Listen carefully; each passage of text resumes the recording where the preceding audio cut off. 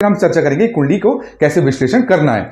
तो देखिए, सबसे पहले आपको भाव तो पता है कि कौन से भाव से अपन क्या देखते हैं, कौन सा भाव शुभ होता है, कौन सा अशुभ होता है, उन टॉपिक्स पे चर्चा करेंगे और कुंडली विश्लेषण करेंगे। तो देखिए, सबसे पहले जो 3 भाव होते हैं, पहला, पांचवा और 9वां, इसे हम त्रिकोण बोलते हैं। त्रिकोण क्यों बोलते हैं? क्योंकि ये इस फॉर्म में होता है, एक ट्राइंगल फॉर्म में होता है, त्रिकोण के फॉर्म में होता है, इसलिए हम इसे त्रिकोण भाव बोलते हैं। मतलब बोलते हैं यहां पर जो भी ग्रह बैठे होंगे वो, या जो भी राशि होगी वो सदैव ही शुभ से ज्यादा फल देगी। उसके बाद आता है केंद्र।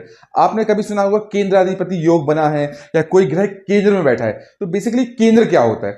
तो देखिए, ये हो गया अपना सबसे पहले त्रिकोण। देन अब हम बात करेंगे केंद्र की। तो केंद्र में आता है पहला, चौथा, 7वां और 10वां भाव।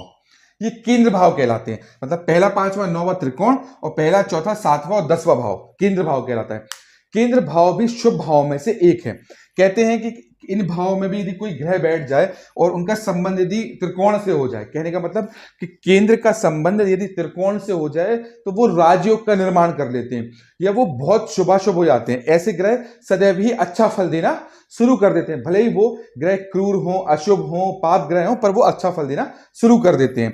तो ये कहलाता है केंद्र। क्योंकि पोजीशन के हिसाब से अपन समझेंगे वो कैसा फल देते हैं। देखिए, यदि कोई केंद्र का स्वामी त्रिकोण में बैठ जाए, अब केंद्र का स्वामी त्रिकोण में कैसे बैठेगा, मैं आपको एक एग्जाम्पल की समझाता हूं। मान लीजिए यहां पर एक ही अंक लिखा है फॉर एग्जाम्पल। तो पहली राशि हो गई मेष, स्वामी हो गए मंगल, तो इसके स्वामी हो गए मंगल, और मंगल जाके मान लीजिए इस भाव में बैठ गए, तो ये शुभाशुभ माना जाएगा। वहीं पर एक और अपन एग्जाम्पल ले लेते हैं कि पहले भाव में जो ये वाला भाव है, वहां पर लिखा है 5 अंक फॉर एग्जाम्पल। तो पांचवी राशि कौन सी हो गई? पांचवी राशि से हो गई, स्वामी हो गए सूर्य, और सूर्य जाके बैठ गए इस वाले भाव में, भाग्य भाव में, जिसे हम त्रिकोण का भाव कहते हैं। तो लग्न का स्वामी भाग्य के भाव में बैठ गया, त्रिकोण के भाव में बैठ गया है। तो ऐसे व्यक्तियों का जो जीवन होगा वो कहीं ना कहीं राजा के समान होगा। उसका भाग्य हमेशा ही साथ देगा। यदि पंचम भाव में बैठ गया तो पंचम भाव ज्ञान का है, बुद्धि का है। ऐसा व्यक्ति अपने ज्ञान से, अपनी बुद्धि से सभी लोगों को अपनी ओर आकर्षित कर लेगा। कहीं ना कहीं भी पहुंच जाए, वो अपने ज्ञान से, अपने आध्यात्म से जो उसको अचीवमेंट्स चाहिए हैं वो उसको मिल जाएंगे। क्योंकि शरीर भाव का, तन भाव का संबंध ज्ञान भाव से हो गया, तन भाव का संबंध भाग्य भाव से हो गया है। तो बेसिकली त्रिकोण का ये महत्व है।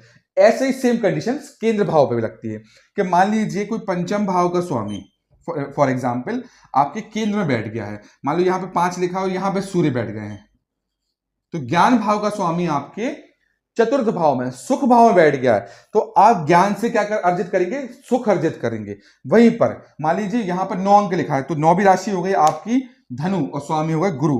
तो गुरु आपके मान लीजिए इस वाले भाव में बैठ गए। अब ये वाला भाव कौन सा है? आपका कर्म का स्थान है। तो कर्म के स्थान पर भाग्य का स्वामी कर्म के स्थान में बैठ गया है। तो बेसिकली ऐसे व्यक्तियों का जो काम होगा वो भाग्य के भरोसे बहुत हो जाएगा।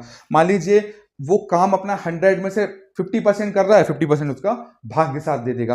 तो बेसिकली ये कॉन्सेप्ट समझाने के लिए आप कुंडली देखेंगे तो धीरे धीरे बहुत चीजें क्लियर हो जाएंगी। यदि आपको मेरा ये वीडियो अच्छा लगा हो तो कृपया करके प्लीज शेयर एंड सब्सक्राइब जरूर करें। और यदि कुछ भी मेरी तरफ से आपको डाउट्स लगे तो उनको आप मैसेज के थ्रू, कमेंट के थ्रू मुझे बता सकते हैं। साथ ही यदि आपके कोई भी क्वेश्चंस, कोई भी क्वेरीज हो तो भी मुझे आप मैसेज कर सकते हैं। धन्यवाद।